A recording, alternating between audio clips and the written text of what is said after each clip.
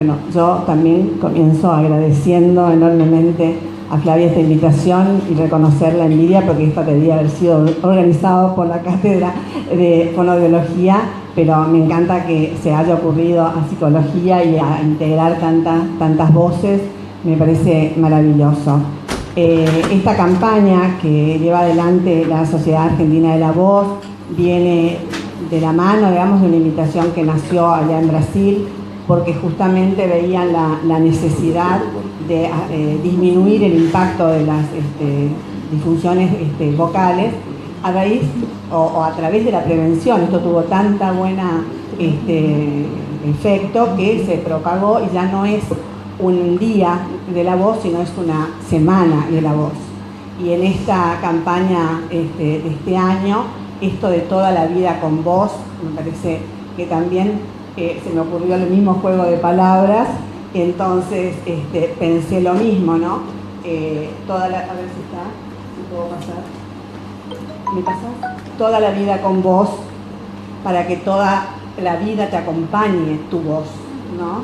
Entonces me parece que coincidimos en la sintonía de esto de que en la voz hay un otro y en la voz tengo que estar yo, y entonces es yo con mi voz, vos con tu voz, todos con vos, ¿no? Esa sería un poco la idea.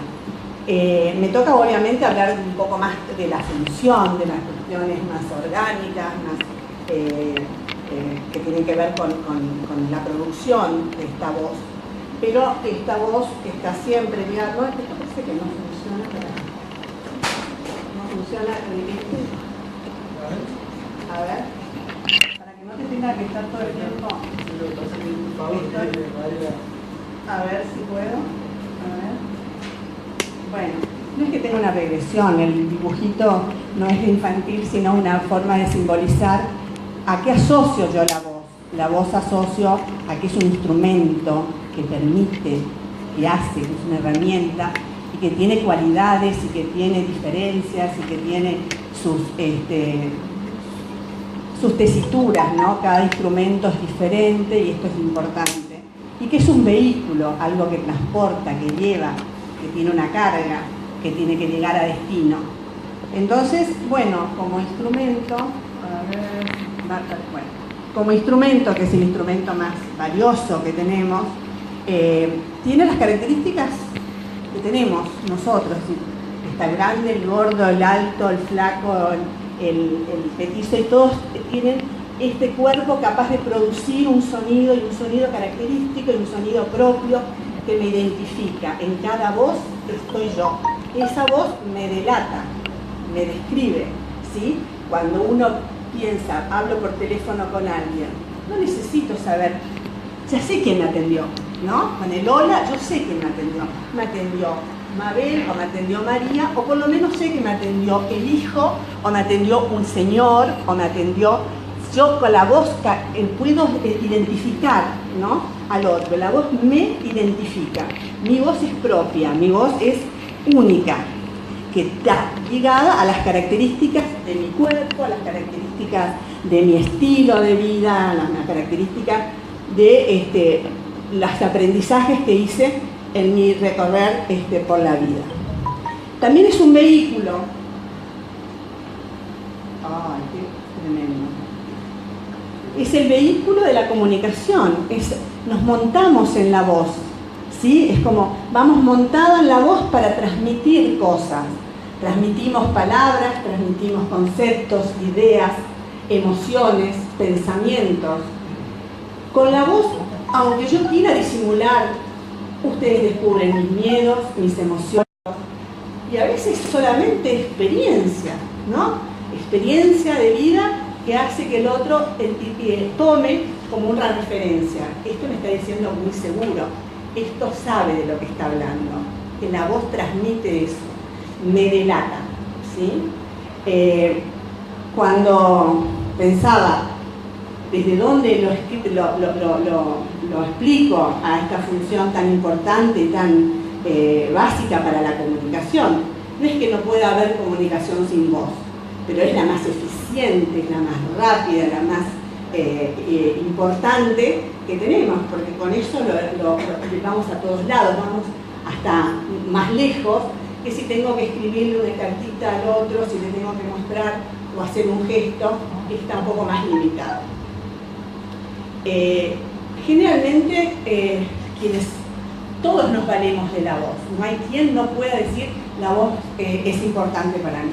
Generalmente le dan mucho más importancia a aquellos que viven de la voz, como los periodistas, los locutores, los cantantes, los artistas, pero no lo veo menos importante a la voz para un docente, un vendedor, un novio o lo que sea. Todos necesitan esa voz, ¿sí? Estos mecanismos que producen la voz son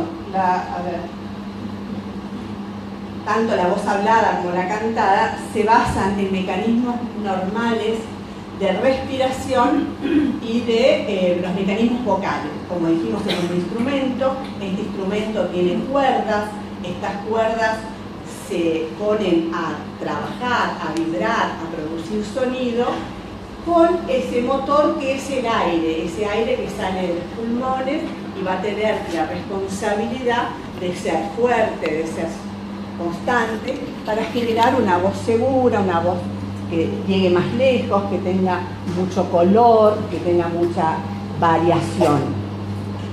De estos mecanismos que son tan automáticos, a veces uno no se cuestiona cómo respiro. Respiro, desde que nací, respiro, ¿no? Y de golpe me doy cuenta que aprendí algunas respiraciones que son equivocadas porque tenía un cornete desviado y entonces no pude respirar por la nariz y aprendí a respirar por boca y esto me generó un mal uso de mi respiración y esto lleva a que también mi voz no tenga esas cualidades que debe tener.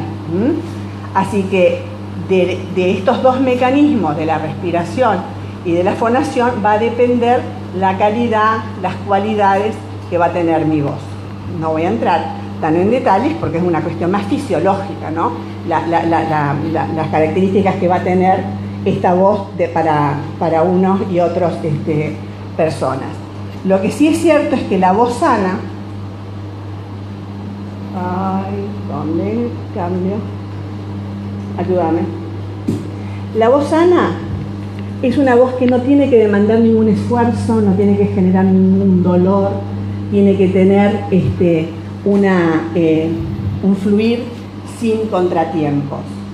Cualquier cambio en estas formas de producir voz tiene que alertarme, ¿sí? Si mi voz genera una cualidad que me hace ruido, que no es tan clara, que tiene alguna característica de aspereza o de dolorcito, o que tengo que empezar a hacer compensaciones con el brazo, con el cuello, con la barriga, para generar y sostener el aire, me está hablando de que estos mecanismos se empiezan a desajustar, ¿no es cierto? Generalmente los disturbios de la voz, ayúdame por favor, porque evidentemente no puedo. Los disturbios de la voz vienen causados o a causa de, primero, la alteración de las estructuras. Esa alteración de las estructuras puede ser por accidente, por enfermedad, el crecimiento de un nódulo, de un pólipo, extirpación, la cirugía. Antes éramos muy propensos a las cirugías de tiroides, esas cirugías de tiroides traían porque estoy exigiéndole demasiado y pretendo con la voz hablar 20 horas seguidas, porque pretendo llegar hasta allá sin micrófono, porque soy un líder y que todo lo hago con mucho emoción y mucho esfuerzo, entonces es el grito, que me manejo con el grito, y esto genera, digamos, una connotación a las cuerdas. El otro son los usos de los tóxicos, los ambientes irritables, el cigarrillo, el polvo, el ruido, ¿no? Un medio ambiente que no es propenso para cuidar el funcionamiento de este instrumento tan delicado, tan único como es la laringe y sus cuerdas. Y también, generalmente, la voz manifiesta sus disturbios cuando hay un conflicto emocional, ¿no? Aquellos que pasan por un duelo, siempre es la voz la que transmite esa dolencia. Cuando estamos tristes, cuando estamos demasiado excitados, cuando estamos muy ansiosos. Quien manifiesta esa dolencia es la voz. Es decir, que para cuidarnos la voz o para tratar de que esta voz nos acompañe siempre, tenemos que tener lo que se llama higiene vocal, que no es otra cosa que procesos sanos de prevención, de evitar las cosas que nos hacen mal. Creo que ahí puse un listadito de cosas que no deberíamos consumir: demasiado alcohol, demasiado cafeína. ¿Por qué? Porque secan, ¿no? Generan falta de hidratación y nosotros necesitamos cosas que resuenen, que hagan generar ruidos armónicos a este tono fundamental que se generó en laringe. Eliminar todos los que decíamos los abusos vocales, como el uso del grito, ambientes demasiado ruidosos. Si nosotros tenemos que todo el tiempo tenemos que hacer todo el tiempo esta corrección, estamos dañando a las cuerdas. Deberíamos preguntarnos por qué tenemos tanta mucosa, por qué tenemos que hacer esa corrección. Ir a ver si no tenemos que hacer tratamiento porque estamos generando mucho moco, ¿no es cierto? O porque estamos teniendo un reflujo gástrico que genera irritación en laringe, que hace que nosotros tengamos que carraspear todo el tiempo, porque eso no es la manera de cuidarnos. El uso de fármacos inevitables en una edad, pero estos fármacos deberíamos tratar de buscar si puede tener algún efecto colateral y evitar con algún otro antídoto, ¿no es cierto? Como puede ser hasta el agua o algunas cuestiones de hidratación. Evitar obviamente lo que sea estrés, lo que sea problemas que uno no puede a veces enfrentar. Obviamente los cambios hormonales inciden demasiado en la voz. Esto se ve claramente en la pubertad, donde el hombre genera una voz diferente y la mujer también, pero más evidente en el hombre. Y en el climaterio es al revés, es mucho más evidente en la mujer que en el hombre. Este cambio en los niveles de hormonas genera que esta voz se modifique otra vez. Consideramos que la voz también identifica desde lo sexual, es una característica sexual.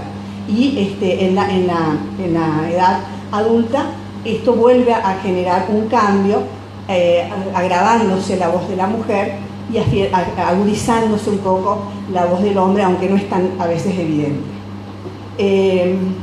Bueno, obviamente que el envejecimiento tiene que ver con la carga que traemos, con los genes que traemos, con el organismo que nos toca y con, digamos, el medio ambiente con los que interactuamos. Esto puede ser un estilo de vida adecuado o inadecuado, que genera que este envejecimiento impacte más en unos que en otros, ¿no es cierto? Que este envejecimiento sea mucho más evidente a una edad que en otra, que tiene que ver con la forma de vida y tiene que ver tal vez con las cuestiones genéticas también. La voz depende de muchos aparatos y sistemas. El primero, el neurológico, necesita una eferencia, necesita irrigación, necesita inervación adecuada, y sabemos que uno de los primeros aparatos que empiezan a tener como dificultades son las cuestiones neurológicas y hormonales. Está íntimamente relacionado con lo auditivo, y el auditivo tengo que detenerme un poquito porque digo, no solamente yo tengo un feedback, una retroalimentación de lo que digo, entonces yo controlo mi voz porque me escucho, y al escucharme regulo mi volumen, mi intensidad, mi tono, y en un momento yo empiezo a tener dificultades para escucharme, entonces empiezo a tener no control sobre lo que digo, no lo que digo, sino cómo lo digo, y a la vez tengo otra dificultad, que es mi compañero, que está pasando por los mismos problemas. Entonces también yo tengo que hacer un esfuerzo para hablarle a mi compañero, que empieza a tener dificultades para escucharme. Entonces yo también empiezo con mi voz a sobreexigirla, porque estoy rodeado de gente que tiene disminuciones auditivas. Entonces impacta en mí y en el otro. En lo muscular, obviamente, hay una masa muscular que empieza a debilitarse, a perder fuerza. La laringe tiene músculos, tiene cartílagos, que son los que tienen que trabajar. y tienen que tener la fuerza necesaria para eso. El sistema óseo que sostiene, porque la postura incide, no es lo mismo si yo hablo así que si yo hablo así, y entonces la postura va a incidir cuando empiezo a generar todas estas compensaciones de las pérdidas de tono y fuerza. Y el aparato psíquico, por supuesto, que nos acompaña toda la vida y que incide en cómo me siento. Esto que hablaba recién ella, diciendo el adulto que está vital, que está con derechos, que está promoviendo su propio bienestar, es distinto a aquel que está victimizado, aislado, dolido por la suerte que le está tocando, ¿no es cierto? Así que las voces cambian. ¿Tengo un ratito más? ¿Un minuto más? Seguimos. ¿Cuáles son las características en esta etapa? La extensión vocal va a disminuir. Las cantantes seguramente se habrán dado cuenta que antes llegaban a un tono y ahora les cuesta llegar al mismo. Hay una reducción de esa amplitud en el registro vocal, una reducción de la intensidad. Antes gritaba, antes lograba hacerme escuchar más, y ahora todo esto que está ligado a la fuerza que tiene que tener el aire para salir. La voz es aire que sale, y este aire se ve dificultado de salir, pues ya no tengo la fuerza del diafragma ni en el abdomen para sostener, y entonces hay una intensidad menor. Como pierdo agua, como pierdo una sequedad en todo el cuerpo, la voz se le hace, ¿no? Esto de la sequedad, de la ronquera, de la aspereza. A la vez la laringe está como en equilibrio, en suspensión en el cuerpo, y esta báscula que tiene que tener segura, firme, que la sostenga esta laringe, va perdiendo ese balance. Entonces hay como un temblor, como un tremor al emitir mi voz, y obviamente esto se ve en el escape de aire como una voz soplada, una voz que no tiene ese vigor que tenía en otro momento. La importancia está en el cierre glótico. Las cuerdas tienen que cerrarse para vibrar, y ese cierre depende de lo neurológico, de lo respiratorio, de lo muscular, y vemos que eso es lo que más impactó, ¿no es cierto?, desde la salud general a lo específico de la laringe. Entonces la característica, obviamente, que es una voz más ronca, más temblorosa. La voz se genera en la laringe, pero no es la única, el único ruido o la única tono que está en la voz. Va generando, va acoplando de las estructuras que siguen a la laringe, el tracto vocal. Por tanto, es tan importante todas las mucosas, las mejillas, los labios, todo eso aporta, ¿no?, una resonancia que hace que este sonido vibre o suene de esta manera. No lo pensamos. Si a la guitarra le saco la caja de atrás, ¿va a sonar como guitarra? No, ¿sí? No es la cuerda de la guitarra la que le da el sonido, sino esa caja que está detrás. Eso es lo que hace a nosotros los resonadores y nuestra conformación del tracto vocal. Después las enfermedades que nos acompañan generalmente a una edad, como la artrosis, la diabetes, toda esta batería de situaciones que son tan habituales, obviamente hacen su impacto también en la laringe. Yo decía que nos persiguen los pres, ¿no? La presbifonía, que es creo que es la próxima, o no, seguía otro, ya hice el doble. No, la anterior, antes entonces, ¿ya lo habíamos pasado o no? Ya lo pasamos, bueno.